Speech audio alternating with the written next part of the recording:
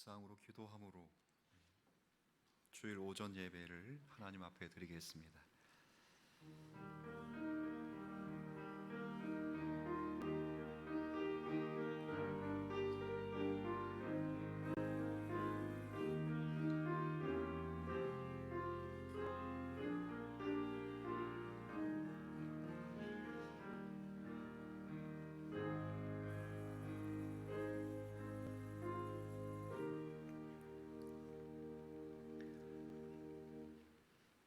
성삼위 하나님께 모든 영광을 올립니다. 우리 주님께서 부활하신 이 주의 날에 사랑하는 주님의 권속들이 또 모여 주님께 엎드려 찬양을 드리며 경배를 드리오니 우리들의 예배를 주님께서 받아주시기를 원합니다. 주님께서 기뻐 받으시는 제사는 상한 심령이라고 하셨습니다. 이 시간 우리가 오직 주님의 얼굴과 은혜를 구하며 나왔사오니 우리를 주님의 언약과 사랑으로 받으시고 주 안에서 우리를 확신시켜 주옵소서. 우리에게 의를 찾지 마옵소서. 우리는 의가 없는 자들입니다. 오직 그리스도 안에서 약속하신 그 긍휼로 우리를 맞아 주옵소서. 이 시간 주의 권속들이 찬양과 기도와 말씀으로 주님과 깊이 교제하는 은혜의 시간이 되게 하옵소서. 모든 순서가 영과 진리로 드려질 수 있도록 성령께서 함께하여 주옵소서. 예수님의 이름으로 기원하옵나이다. 아멘. 다 함께 일어나셔서 우리 찬송가 35장 찬송 부르겠습니다.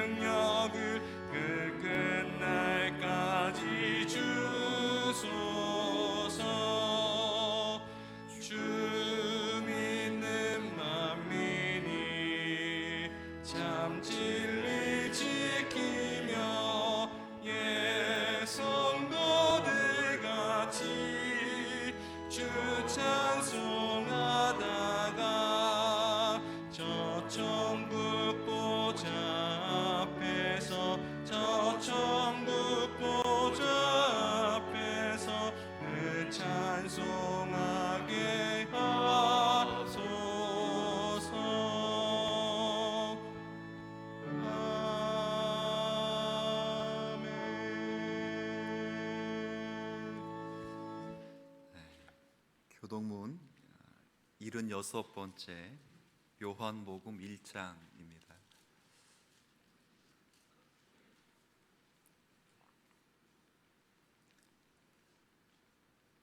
태초에 말씀이 계시니라. 이 말씀이 하나님과 함께 계셨으니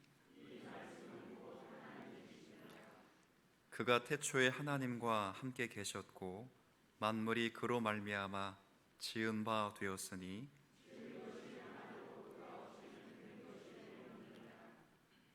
그 안에 생명이 있었으니 이 생명은 사람들의 빛이라. 참 빛 곧 세상에 와서 각 사람에게 비추는 빛이 있었나니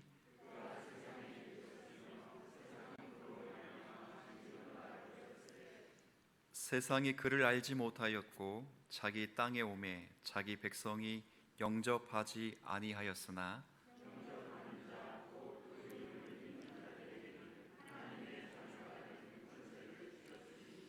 이는 혈통으로나 육정으로나 사람의 뜻으로 나지 아니하고 말씀이 육신이 되어 우리 가운데 거하심에 우리가 그의 영광을 보니 은혜와 진리가 충만하더라. 아멘. 우리 함께 신앙 고백 드리겠습니다. 나는 전능하신 아버지 하나님 천지의 창조 주를 믿습니다. 나는 그의 유일하신 아들 우리 주 예수 그리스도를 믿습니다. 그는 성령으로 잉태되어 동정녀 마리아에게서 나시고 본디오 빌라도에게 고난을 받아 십자가에 못 박혀 죽으시고 장사된 지 사흘 만에 죽은 자 가운데서 다시 살아나셨으며 하늘에 오르시어 전능하신 아버지 하나님 우편에 앉아 계시다가 거기로부터 살아있는 자와 죽은 자를 심판하러 오십니다.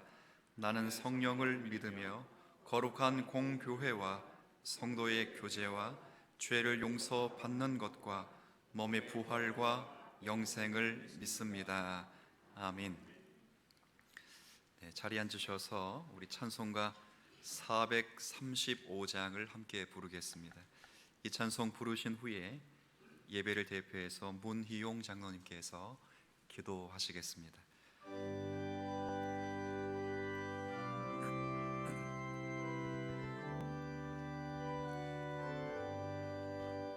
나의 영원하신 기억 생명보다 귀하다. 나의 갈 길 나가도록 나와 동행하소서. 주께로 가까이 주께로 가오니 나의 갈 길 나가도록 나와 동행하소서. 세상 부귀한 이함과 모든 명예 버리고 험한 길을 가는 동안 나와 동행하소서. 주께로 가까이 주께로 가오니 나의 갈 길 나가도록 나와 동행하소서. 어두운 골짜 지나가며 험한 바다 건너서 정금문에 이르도록 나와 동행하소서. 주께로 가까이 주께로 가오니 나의 갈 길 나가도록 나와 동행하소서.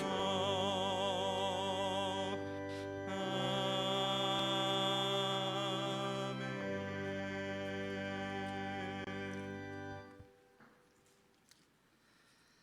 생명의 근원이 되시는 하나님 아버지, 한 주간도 혼탁한 세상에서 보호하시고 인도하여 주신 은혜 감사를 드립니다. 저희들은 1분 1초라도 주님의 돌보심이 없이는 살아갈 수 없는 저희들 주님 전에 나와 찬송드리며 예배로 영광을 돌려드립니다.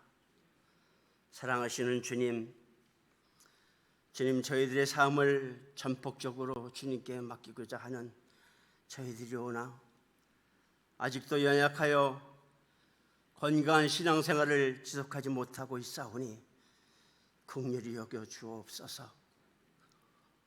오직 부활하신 생명 되시는 예수 그리스도께서 구원자이심을 믿사오며 연약한 저희들을 건강하게 하게 하옵소서. 어려운 시기를 겪고 있는 현실에서 주님 말씀을 붙들러 주옵소서. 나는 여호와를 향하여 말하기를 그는 나의 피난처요 내가 의뢰하는 하나님이리오니 그가 너를 사냥꾼의 열무에서 심한 전염병에서 건지실 것이로다.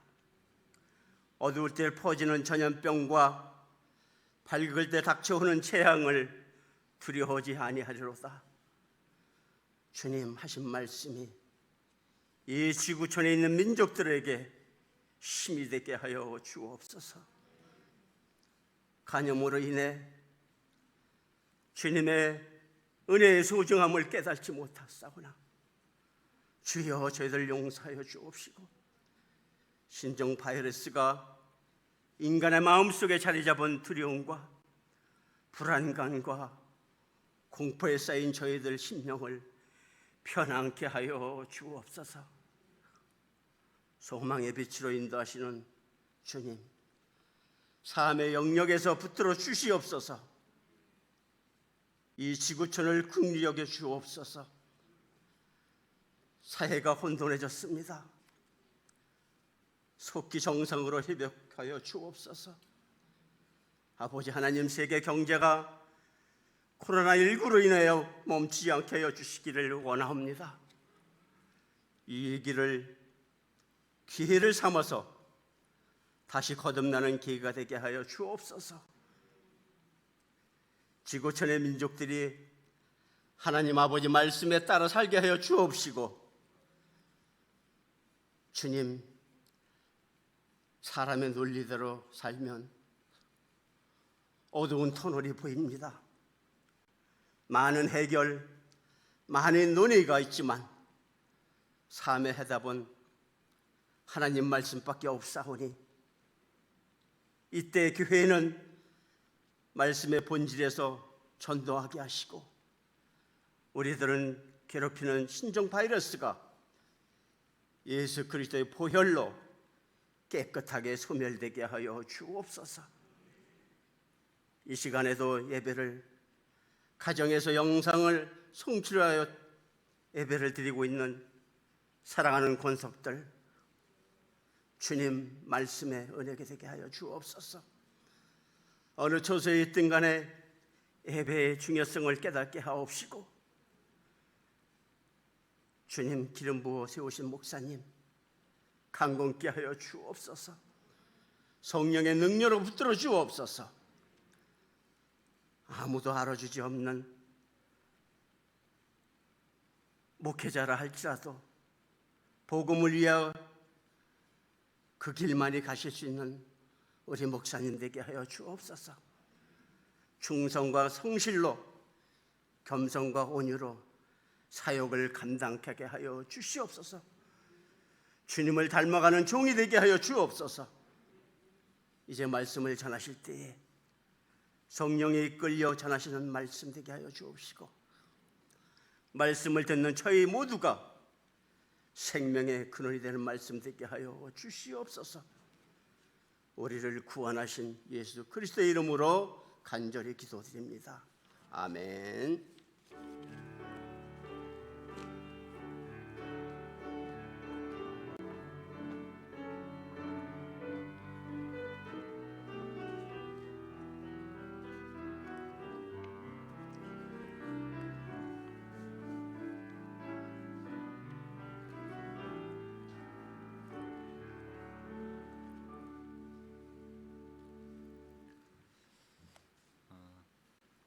말씀은 마가복음 14장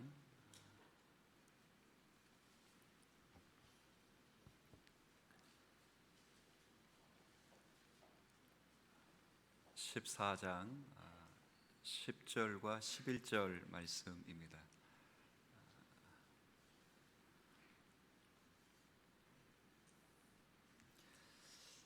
우리 함께 봉독하겠습니다. 12 중에 하나인 가룟 유다가 예수를 넘겨주려고 대제사장들에게 가매 그들이 듣고 기뻐하여 돈을 주기로 약속하니 유다가 예수를 어떻게 넘겨줄까 하고 그 기회를 찾더라. 아멘. 오늘 우리가 읽은 이 본문에는 예수를 죽음으로 몰아갈 방법을 찾기 위해서 노력하고 있는 유대 종교 지도자들에게 예수님의 제자 가운데 한 사람이었던 유다라는 사람이 그 방법을 제공하겠다, 그렇게 약속하는 내용입니다. 결국 예수님은 제자였던 유다에 의해서 잡혀가게 되고 또 불공정한 재판과 판결을 언도받고 그 당시 가장 치욕적인 십자가에서 죽음을 맞게 됩니다. 여기가 늘 의구심이 있다, 그렇게 생각을 하고 말씀드린 적이 있습니다. 여기가 늘 제가 성경을 묵상하는 중에 놀라는 부분이다라고 2주 전에 그렇게 말씀을 드렸습니다. 어떻게 예수님의 제자로서 그리고 지난 3년 동안 예수님 곁에서 그렇게 많은 기적을 보고도 그 많은 가르침을 받고도 왜 가룟 유다는 예수님을 종교 지도자들에게 넘겨주었을까 하는 의구심 말입니다. 그래서 2주 전에는 바로 그런 관점에서 이 본문을 여러분과 함께 살핀 적이 있습니다. 그러면서 유다가 예수를 판 것은 결국 그가 예수를 따라다닌 것이 자신의 유익을 위한 것이었기 때문이다, 그렇게 말씀을 드린 적이 있습니다. 구원을 위해서 따라간 것도 아니고 하나님의 나라의 증진을 위하여 따라간 것도 아닌 자신의 유익을 위하여 예수를 따라다녔기 때문에 그렇게 그리스도와 함께 오랫동안 있으면서도 그리스도의 말씀과 사역이 그에게 전혀 영향을 끼치지 못했다 하는 것을 확인해 보았습니다. 그리고 그 결정적인 순간에 자신의 유익이 되지 않자 유다가 예수를 버리고 갔다는 것도 확인했습니다. 그러면서 이런 말씀을 드렸습니다. 여기가 늘 무서운 장면이라 그렇게 말씀을 드린 적이 있습니다. 우리도 늘 주님 곁에 있습니다. 늘 말씀 곁에 있고 교회 옆에 우리도 있습니다. 하지만 유다의 배신을 보면서 늘 우리가 기억하고 깨우쳐야 될 것은 내가 말씀 옆에 있고 교회 옆에 있는 것이 중요한 것이 아니라 그 말씀이 나로 하여금 하나님의 사람이 되도록 역사되도록 간구하고 소원하고 힘을 써야 한다, 그렇게 말씀을 드렸습니다. 우리의 기도여야 됩니다. 주님, 계시의 영을 주셔서 우리의 마음의 눈을 밝혀 주옵소서 기도하셔야 됩니다. 제가 목사로서 성경을 여러분보다는 조금 더 잘 알 것이다 라고 생각을 합니다. 교만일 수도 있겠습니다. 그러나 제가 지금까지 늘 말씀을 준비하면서 기도하는 3가지 기도 제목이 있습니다. 바로 이 기도입니다. 주님, 제게 계시의 영을 주셔서 내 마음의 눈을 밝혀 부르심의 소망이 무엇인지 깨닫게 하여 주옵소서. 이 말은 나를 왜 부르셨는지 알게 하여 주옵소서라는 기도입니다. 2번째 기도는 성도의 기업이 무엇인지 깨닫게 하옵소서. 무엇을 주시려고 나를 부르셨는지를 알게 하여 주옵소서, 그겁니다. 그리고 마지막 기도는 부르심의 소망과 성도의 기업을 주시고자 역사하신 하나님의 능력이 얼마나 크신지 깨닫게 하여 주옵소서. 여러분, 이 3가지 질문에 여러분 무엇이라 답을 하실 수 있겠습니까? 한 생에 살아가면서 수십 년을 교회를 다니고 수십 년을 교회 속에서 신앙생활 하시면서 이 세 가지 질문에 여러분이 무엇을 답하실 수 있겠습니까? 오늘날의 가룟 유다가 되지 않기 위해서 저는 여러분에게 또 여러분에게 부탁하고 부탁드리고 싶은 것은, 주님 계시의 영을 주셔서 부르심의 소망이 무엇인지, 성도의 풍성한 기업이 무엇인지, 그 일을 위해 역사하신 하나님의 크신 역사가 무엇인지 깨닫게 하여 주옵소서. 기도하실 수 있는 여러분이 되었으면 좋겠습니다. 오늘은 이 유다의 배신에 관한 이야기를 읽으면서 지난번에는 유다의 배신에 관한 부분을 살펴봤지만, 오늘은 조금 생각을 각도를 바꿔서 오늘 상고하려는 것은 이 유다의 배신에 예수님이 자신을 맡기셨다 하는 부분을 살피려고 합니다. 2주 전에는 유다가 왜 배신했는가를 살폈다면, 오늘은 예수님이 왜 유다의 배신에 자신의 운명을 맡기셨을까 하는 부분을 상고해 보려고 합니다. 사실 유다가 예수를 팔아먹은 것도 이해가 되지 않고 놀라운 일인데, 더 놀랍고 이해가 되지 않는 일은 그 유다의 배신에 예수님이 자신의 운명을 맡겼다 하는 부분입니다. 어떻게 그러실 수 있을까? 예수님이 어찌 이런 사람에게 자신을 맡길 수 있을까? 안 맡기셔도 되시는 분 아니겠습니까? 유다가 이런 사람인 줄 몰랐기 때문에 맡기셨을까요? 유다가 이런 사람인 줄 몰랐다면 예수님은 하나님이 아니셨을 것입니다. 예수님은 지혜와 지식이 충만하신 분이고, 그 지혜와 지식의 권능과 원인과 그 모든 것에 있어서 완전하신 분이십니다. 모르실 리가 없습니다. 유다를 믿었기 때문일까요? 그것도 하나님이 아니셨을 것입니다. 왜 그렇게 맡기셨을까요? 여기서 우리가 기억해야 되고 한 가지 분명히 짚고 넘어가셔야 할 것은, 예수님이 유다에게 자신을 맡기신 것이 아니라 유다의 배신에 자신을 맡기신 것입니다. 오늘 이 부분을 생각할 것입니다. 여기에는 하나님의 역사하심에 어떤 질서가 있기 때문에 유다에게 맡긴 것이 아니라 유다의 뭐에 맡겼다고요? 배신에 맡겼다는 겁니다. 과연 예수님이 이렇게 맡기셨던 예수님의 예수님 되심이, 그 일을 통해서 하나님의 어떠함 되심이 우리가 어떻게 증거되어야 될까 함께 생각해 보려고 합니다. 감사하게도 여기에 대한 답이 사도행전 2장에 잘 기록되어 있습니다. 사도행전 2장 23절과 24절 말씀을 저기 앞에 있거든요. 자, 여러분 한번 같이 23절만 같이 읽겠습니다. 시작. 그가 하나님께서 정하신 뜻과 미리 아신 대로 내어준 바 되었거늘 너희가 법 없는 자들의 손을 빌려 못 박아 죽였으나, 예수님이 죽으셨다 하는 것을 설명하고 있습니다. 여기 잘 보면 예수님의 죽으심에는 두 손길이 있음을 우리가 확인할 수 있습니다. 하나는 하나님의 손길입니다. 하나님의 정하신 뜻입니다. 하나님의 정하신 뜻과 계획이라고 하는 하나님의 손길이 있습니다. 근데 또 하나 사람의 손이 있습니다. 한편에는 하나님의 손이 있고 한편에는 사람의 손이 있는데, 이 사람의 손을 무슨 자들의 손이라 그랬죠? 법 없는 자들의 손이라고 해서 예수님을 죽이시는 그 과정 속에서, 십자가를 지는 그 과정 속에서 빌라도 혹은 로마를 포함해서 대제사장들을 포함한 유대 종교 지도자들의 악한 손길을 표현하는 것입니다.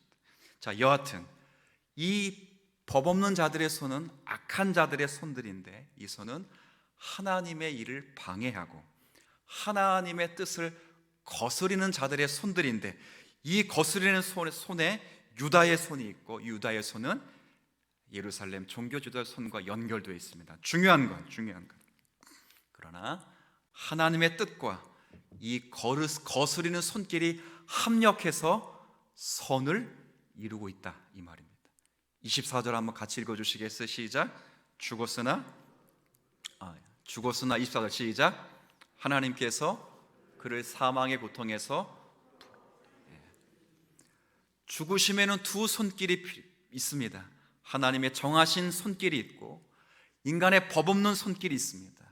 이 법 없는 손길에 악한 종교 지도자의 손길이 있을 뿐 아니라 유다의 손길이 있습니다. 하지만 이 악한 손과 하나님의 뜻이 합력하여 뭘 이루고 있다고요? 선을 이루고 있습니다. 이것이 중요합니다. 지난번에도 제가 그런 말씀을 드렸습니다. 하나님께서 노아의 홍수 심판 이후에 하나님이 이 세상을 경영하시는 하나님의 질서 방법을 하나님이 설명하십니다. 땅이 있는 동안에 라는 말씀으로 이 세상이 운영되는 동안에 내가 이 세상에 어떻게 당신의 역사를 세울 것인가를 설명합니다. 어떻게 세우시는가? 단서는 있습니다. 사람이 어려서부터 생각하는 것이 악하기 때문에 이렇게 하시겠답니다. 심음이 있으면 거둠이 있게 하시고, 여름이 있으면 겨울이 있으면 여름이 있게 하시고, 어둠이 있으면 빛이 있게, 낮이 있게 하시겠다, 이렇게 말씀을 하십니다. 동시에 주십니다. 동시에 주심으로 하나님께서 그렇게 해서 당신의 선한 뜻을 이루시겠다고 하십니다. 한편으로는 어둠을 통해서 당신의 선하신 뜻을 이루실 것이고, 한편으로는 밝음을 통해서, 빛을 통해서 하나님이 선하신 뜻을 이루실 것이다, 그렇게 말씀하십니다. 이것이 참 놀랍습니다. 잘 생각하시고 여러분이 기억하셔야 됩니다. 기도를 많이 했더니 겨울은 없어지고 여름만 있더라, 이게 아닙니다. 예수를 잘 믿었더니 어둠은 없어지고 내 인생에 빛만 있더라, 그것도 아닙니다. 양면이 다 있습니다. 어둠이 있으면 뭐도 있다고요? 빛이 있고, 여름이 있으면 뭐가 있어요? 그렇죠. 거둠이 있으려면 뭘 해야 된다고요? 심음이 있어야 됩니다. 근데 중요한 것은 이 양면이 동시에 합력하여 선을 이루시겠답니다. 거둠만 있어서, 낮만 있어서 선을 이루는 것이 아니라 심음과 거둠, 밤과 낮이 있어서 선을 이루시겠답니다.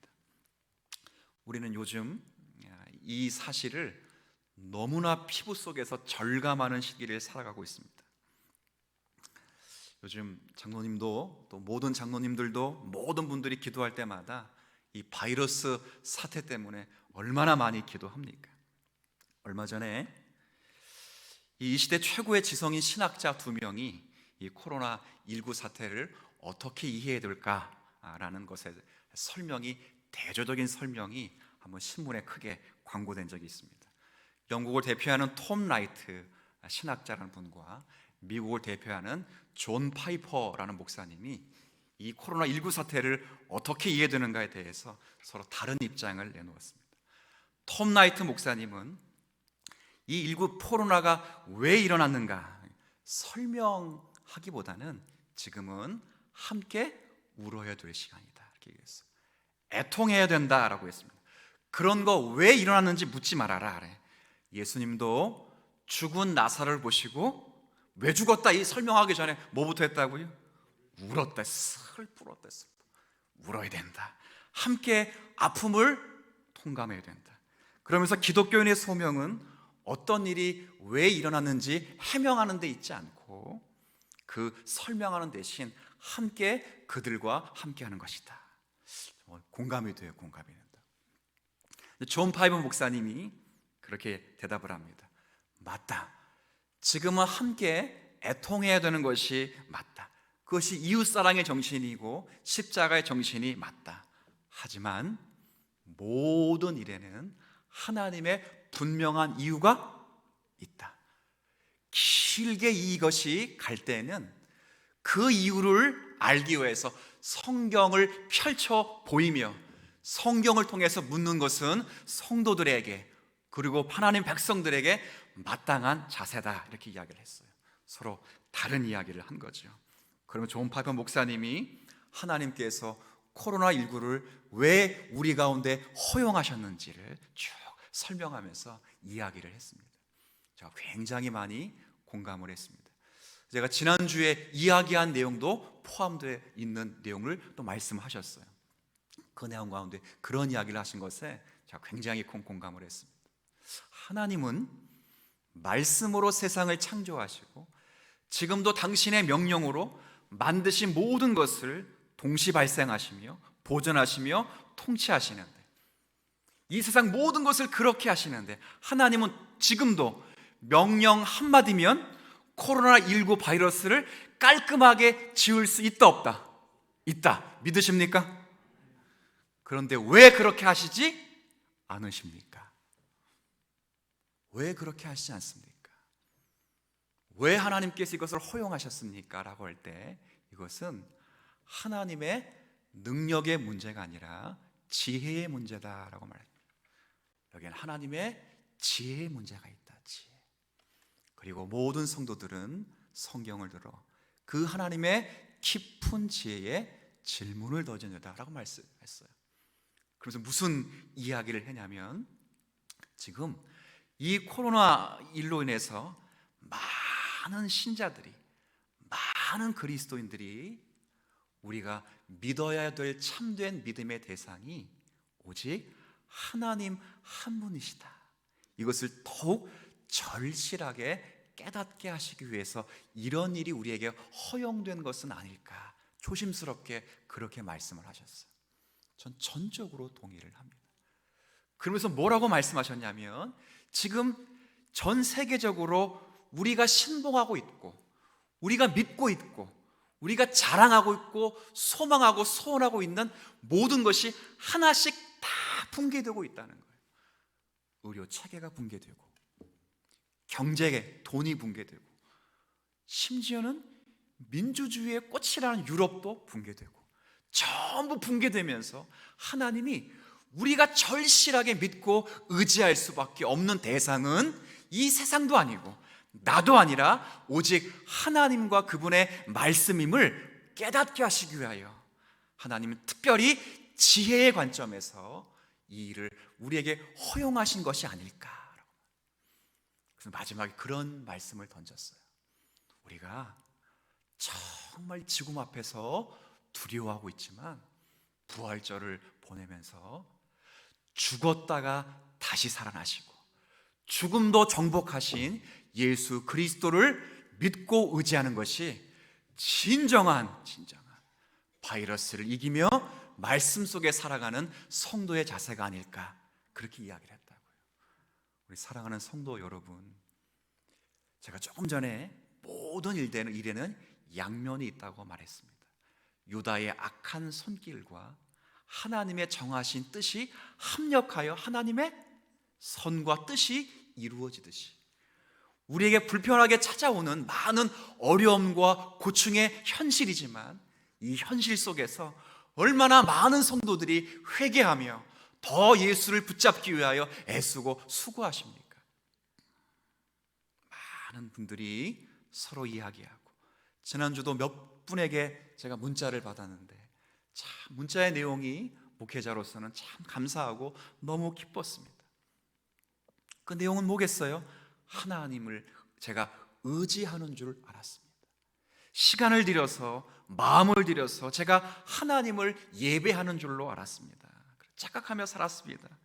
주님이 허락하지 않으면 보이지 않는 작은 바이러스에도 쩔쩔맨을 자신을 보면서, 우리를 보면서 정말 하나님의 은혜 없이는, 하나님의 말씀 없이는 주님을 섬길 수 없다는 것을 절감하면서 더 통회하며 하나님 앞에 나아갈 수 있는 계절이기도 합니다. 우리가 그런 경우를 당하지 않습니까? 결국 예수님께서 이 모든 일을 통해서 하나님의 선하신 손길이 있음을 아셨기 때문에 유다의 배신에 자신의 모든 운명을 맡기십니다. 혹 여러분 중에 그래도 예수님께서 십자가를 지시는 것보다 로마의 황자가 되시는 것이 더 좋았을 것이라 라고 생각하는 분들이 계신다면, 혹 여러분 중에 그래도 신자된 우리를 하나님의 자녀로, 하나님의 백성으로 만드시길 원하신다며 시련의 길을 걷게 하시는 것보다 형통의 길을 걷게 하시는 것이 더 좋지 않겠느냐고 생각하는 분들이 계실 수 있으면, 이 부분으로, 그리고 이 말씀으로 교정하셔야 됩니다. 만드시는 것입니다. 우리에게 일어나는 어떤 일들, 우리에게 일어나는 시련이나 장애 같은 모든 고통들, 우리가 봐서는 그런 것들이 오히려 우리의 신앙에 방해될 수밖에 없는 것처럼 보이겠지만, 그러나 그 모든 것들을 통틀어 하나님은 우리를 만드시기 위한, 하나님의 뜻을 이루시기 위한 사실들이라는 사실을 우리가 믿고 이해를 해야 됩니다. 이것은 중요한 믿음의 시각입니다. 이런 예는 성경에 수없이 많이 기록되어 있습니다. 대표적인 예로 제가 사도 바울을 하나 들어봅시다. 기독교 역사상 사도 바울만한 하나님의 종은 없습니다. 그분은 하나님의 말씀을 맡은 자요, 하나님의 계시를 받은 자입니다. 여러 곳에서 하나님의 교회를 세운 자입니다. 그리고 하나님께서 큰 능력을 일으키신 자입니다. 어느 모로 보나 모범적이며 능력이 있으며 충성되며 위대한 하나님의 종이었던 것은 분명합니다. 그런데 그런 사도 바울에게도 치명적인 약점이 하나 있습니다. 그게 뭘까요? 그는 유대인 중에 유대인입니다. 바리새인 중에 바리새인이며 가말리엘에서 수학한, 그 당시 로마의 시민권을 가진 사회, 종교, 철학, 교육 최고의 엘리트였습니다. 그런데 이 엘리트를 하나님께서 먼저 부르셔서 예수님의 12 제자의 그룹에는 넣어주시지를 않았습니다. 오히려 반대편에 세워놓으셨습니다. 이게 참 희한한 일입니다. 그래서 바울은 그리스도인들을 박해함으로 예수 믿는 자들에게 언제나 무서운 대적자였고 항상 처리해야 될 공적이었습니다. 그는 스데반을 죽였습니다. 기독교 역사상 최초의 순교자였던 스데반을 죽인 최초의 박해자가 사도 바울이었습니다. 물론 예수를 알기 전 사도 바울이었습니다. 그는 예수 믿는 자들을 박해하는 자들이었습니다. 예수를 박해하는 자들, 예수 믿는 자를 박해하기 위하여 가다가 결국 예수를 만나게 됐지만, 그러나 참 희한합니다. 사도 바울이 그 실수를 안 하고 베드로보다 먼저 예수님의 제자가 되어서 베드로가 예수를 3번 부인할 때 그는 부인하지 않고 골고다 언덕 끝까지 쫓아가서 충성을 다했다면 얼마나 멋있을 것 같습니까? 그러나 그렇게 하지 않으셨답니다. 그는 늘 자신을 죄인 중에 괴수요, 만삭되지 못한 자, 가장 겸손한 자로 자신을 표현할 수밖에 없게 만들었습니다. 그는 스데반을 죽인 것 때문에 자기 모습을 평생 과신할 수 없었던 사람입니다. 오히려 그것이 평생 그를 겸손하게 만들었습니다. 제가 이렇게 볼 때 어느 시대를 보거나 그렇지만 이 종교의 지도자들 가운데 특별히 교주들은 여러 가지 능력이 있는 것은 제가 인정합니다. 여러분, 저는 능력이 없지만 교주들을 잘 보면 정말 능력이 많은 종들이 많습니다. 근데 잘 보면 능력 때문에 하나님의 종로를 타는 데서 이탈하는 경우가 참 많습니다. 여기 전도관 출신의 교주가 누구죠? 박태선이라는 교주입니다. 정말 병자를 일으키는 이적이 있었습니다. 근데 그 능력 가지고 하나님을 대적하는 자리에 서게 되고 진리를 거스리는 자리에 서게 되는 것이 참 신기합니다. 하나님이 주신 권능 때문에 하나님을 대적합니다. 여러분, 이것을 꼭 기억하셔야 됩니다. 하나님께서 허락하시는 말씀이나 간섭하시는 능력이 너무 대단하기 때문에 오히려 설교자의 본인의 초라함과 피조물의 한계를 정말 절실하게 깨닫지 못하면 우리는 하나님의 일을 감당할 수 없다는 사실을 분명히 인지해야 됩니다. 그러니까 정말 사도 바울이 큰 종이 되기 위해서는 그는 큰 실패와 그리고 큰 아픔을 가지고 있어야 됩니다. 그렇지 않았다면 그는 아마 사이비 교주가 될 가능성이 컸었을 것입니다. 그 정도의 불수 모자라서 하나님은 그에게 몸에 가시를 박아두셨다고요. 3번이나 간구했습니다. 하나님, 이것을 제 몸에서 떠나가게 하여 주옵소서. 서신서의 표현에 의하면 과연 이 가시가 무엇일까 고민하는 학자들의 견해를 보면 할 수만 있으면 너희들의 눈을 내게 빼어줄 수도 있었을 것이다 라고 말씀을 하신 것으로 보아서 어떤 학자는 사도 바울이 큰 안지를 가지고 있었을 것이다 그렇게 추정하는 학자도 있습니다. 또 어떤 학자는 성경의 표현대로 내 몸에 너희들을 시험하는 것이 있다라는 말씀의 표현 때문에 간질이라 이렇게 생각하는 학자들도 참 많습니다. 생각을 한번 해보세요. 설교자가 설교하다가 쓰러집니다. 사도 바울이 병을 고치다가 다 고친 후에 쓰러져서 거품을 뿜고 있다고 생각해 보십시오. 누가 은혜를 받겠습니까? 누가 그에게 와서 안수를 받겠습니까? 그러나 그 일로 인하여 바울은 기도하고 기도했습니다. 얼마나 교회가 큰 손해를 받았겠다고 생각했겠습니까? 그러나 하나님의 답은 이것입니다. 바울에게 준 답도 이것입니다. 내 은혜가 네에게 족하다. 내 능력이 약한 데서 온전하여짐이라. 사도 바울이 스데반을 죽여서 나는 못난 놈이다, 나는 죄인이다, 나는 죄인 중에 괴수다 라는 자각을 하게 했음에도 불구하고 그것만으로는 부족했답니다. 그래서 육체에 가시를 박아두었습니다. 그래서 어떻게 됐다고요? 그에게서 하나님의 은혜가 비로소 온전하게 나타나게 됐다 그 말입니다. 사도 바울이 멋진 경력의 소유자가 되고 흠이 없고 건강하고 잘 생겼다면 진리의 진리된 것이 제대로 증거되지 않았을 것입니다.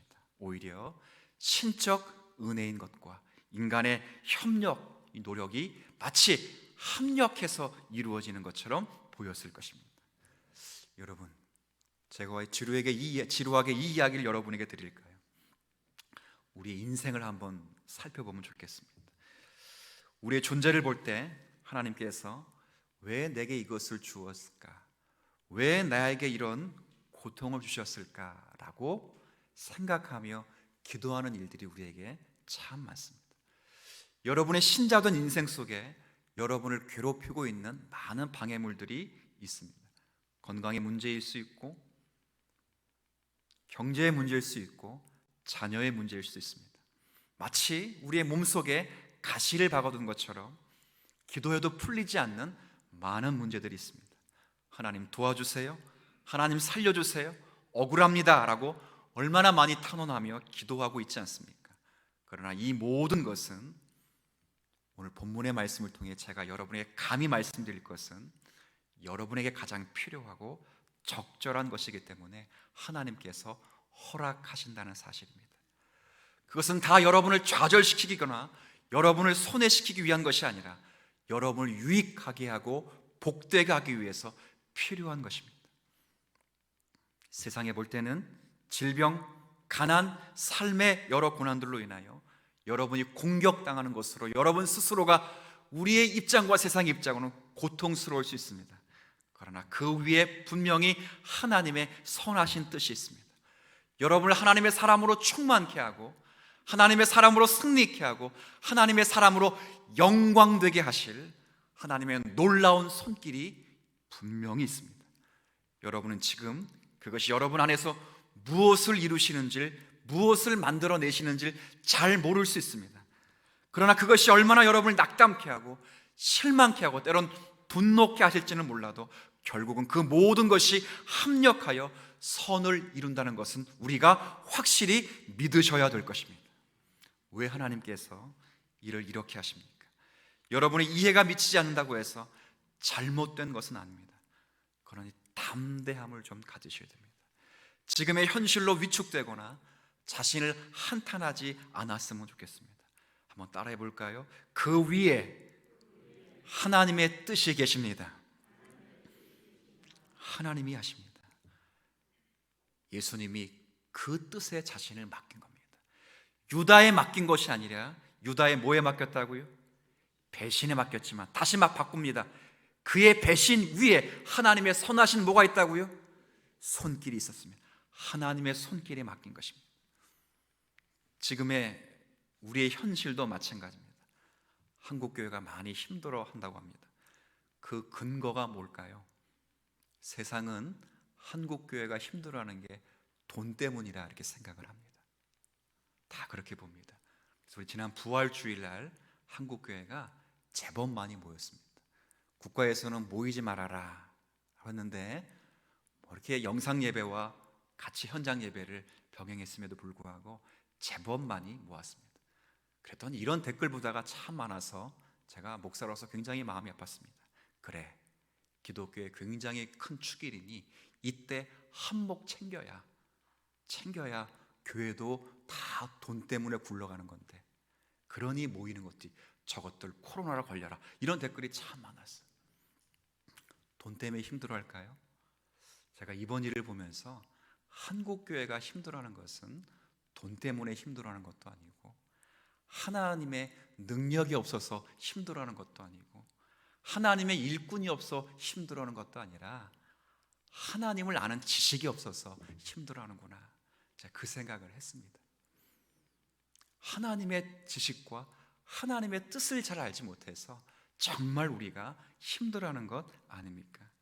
그러나 이 일에는 반드시 하나님의 선하신 계획이 있습니다. 예수를 보내시고 그 예수를 우리를 위해 죽으시고 다시 살리셔서 우리의 머리가 되게 하셨다면 그 모든 일에는 당신의 선하신 손길이 있습니다. 현실은 그 선하신 손길을 잘 이해할 수 없지만 그러나 모든 시간이 지나고 결국이 되면 하나님의 선하심과 온전하심은 반드시 드러나게 될 것입니다. 교회는 더욱 선명한 믿음을 갖게 될 것입니다. 우리는 이 일로 인해서 더욱 주님을 바라보게 될 것입니다. 교회는 더욱 본질에 집중하게 될 것입니다. 마치 바울이 젊은 목사님이셨던 디모데에게 편지를 썼어요. 그 큰 교회, 요한이 목회했던 교회, 예수님의 어머니가 다니는 교회, 그 교회를 목회하는 디모데에게 바울이 편지를 했어요. 바울이 디모데가 얼마나 젊은 목사가 두려웠겠어요. 목회를 어떻게 해야 될까요? 답을 하는데 바울이 뭐라고 말합니까? 목회를 어떻게 하는 게 중요한 게 아니라 교회가 어떤 곳인가를 아는 게 더 중요하다. 이런 말을 합니다. 이 집은, 이 교회는 살아계신 하나님의 교회예요. 같이 할까요? 진리의 기둥과 터니라. 시작. 진리를 보존하고 있으면, 말씀을 보존하고 있으면, 하나님의 선한 지식과 뜻을 보존하고 있으면 하나님의 뜻과 우리를 만드실 선한 계획은 반드시 이루어지느니라. 제가 좋아하는 찬양이 작년에 하나 생겼는데 주는 완전합니다 라는 찬양입니다. 제가 노래를 잘 못합니다. 가사를 보면 이 가사가 이렇게 시작돼요. 주여 우리는 연약합니다. 우린 뭐라고? 제가 적어왔는데 눈이 많이 나빠졌습니다. 근데 그렇게 시작하는데 죄송합니다. 크게 적어야 되는데 혹시 제가 설교하다가 언제부터 안경을 쓰고 계시면 여러분 놀리지 마시고 이해해 주시면 좋겠습니다. 주는 완전합니다라는 찬양인데 끝은 그 마지막 때가 되면 우리에게 이루실 이렇게 되지 않고 한번 따라해 볼게. 우리를 이루실, 우리에게 뭘 주는 걸 이루시는 게 아니라 누굴 완성하신다고요?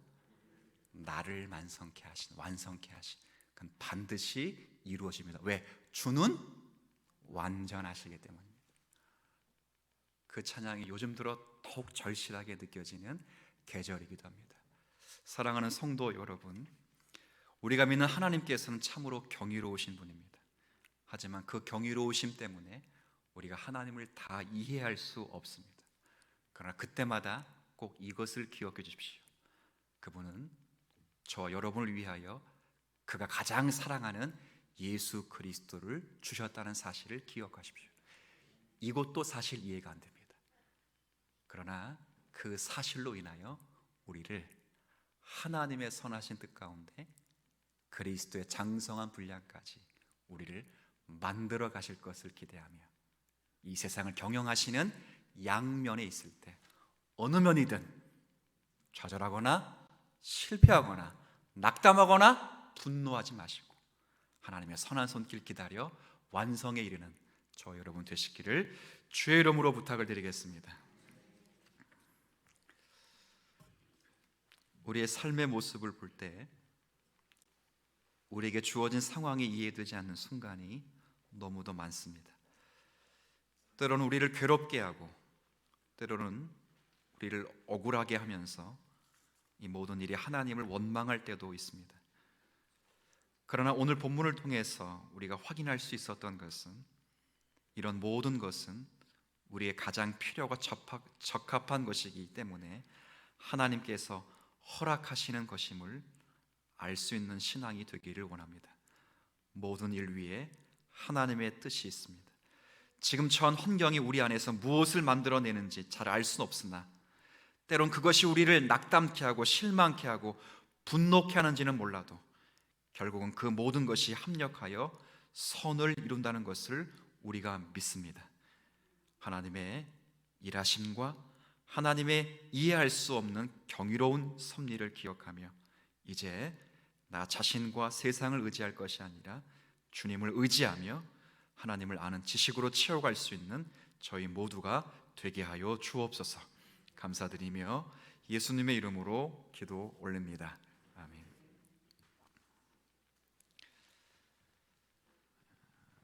찬송가 342장 찬양 부르겠습니다.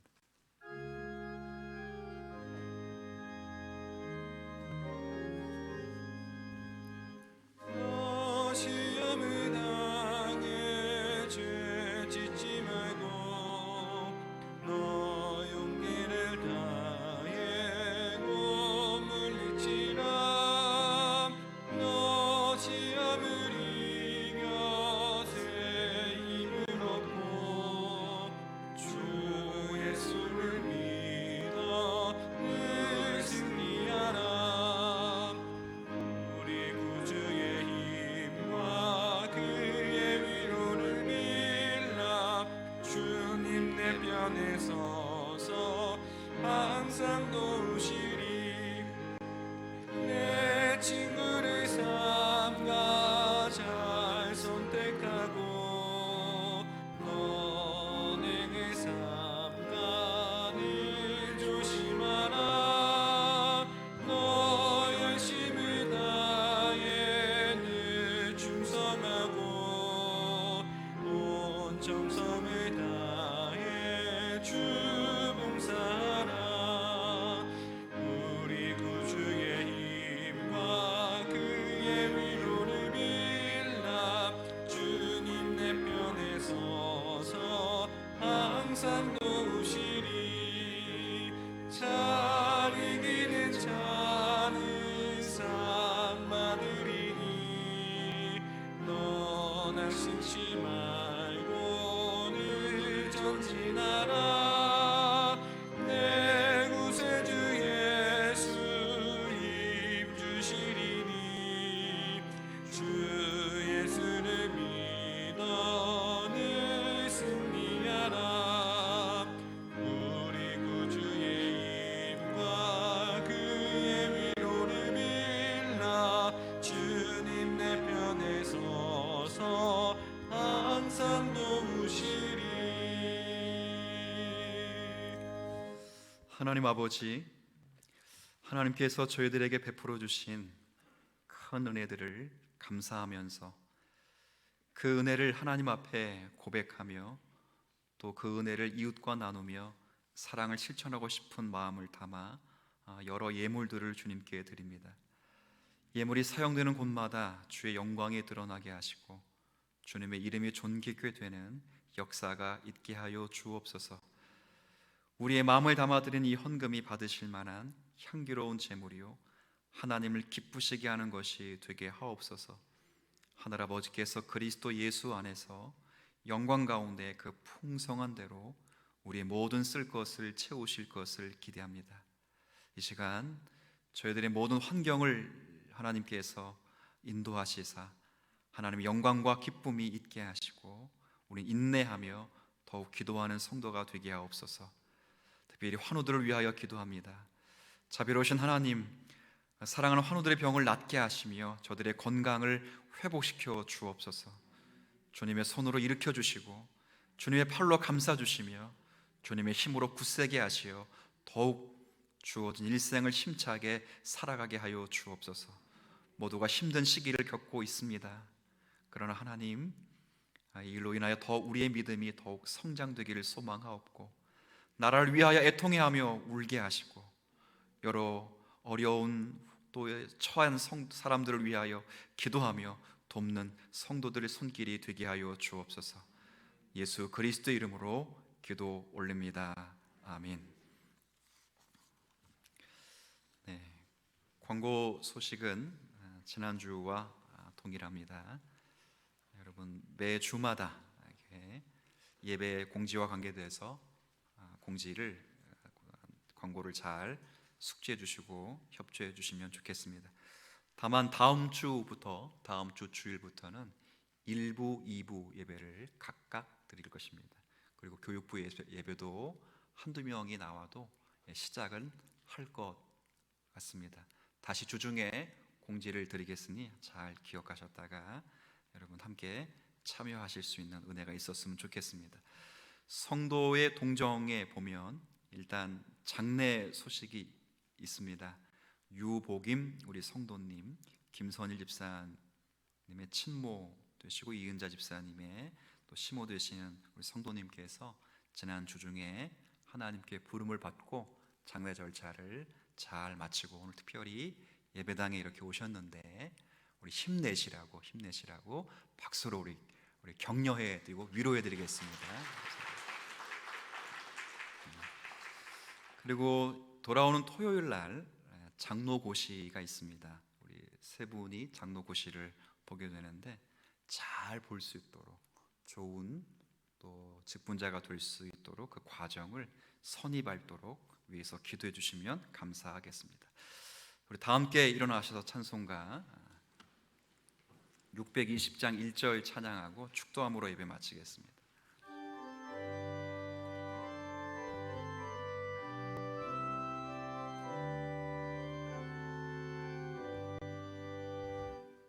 여기에 모인 우리 주의 은총 받은 자여라. 주께서 이 자리에 함께 계심을 아노라. 언제나 주님만을 찬양하며 따라가리니 시험을 당할 때도 함께 계심을 믿노라. 이 믿음 더욱 굳세라. 주가 지켜주신다. 어두운 밤에도 주의 밝은 빛 인도하여 주신다. 지금은 주 예수 그리스도의 은혜와 아버지 하나님의 크신 사랑과 성령님의 감동하심과 교통하심이 어려운 때를 보내면서 하나님을 예배하며 찬송하며 이 어려움 중에도 하나님의 선명하신 뜻과 계획이 있음을 알고 어느 때든지 자족하며 어느 때든지 여호와의 뜻을 분별하고 그분을 더욱 의지하며 선을 이룰 것을 믿음으로 확증하며 돌아가는 사랑하는 모든 성도들의 심령과 가정과 교회 위에 나라와 민족 위에 이제로부터 영원까지 함께 하시기를 축원하옵나이다.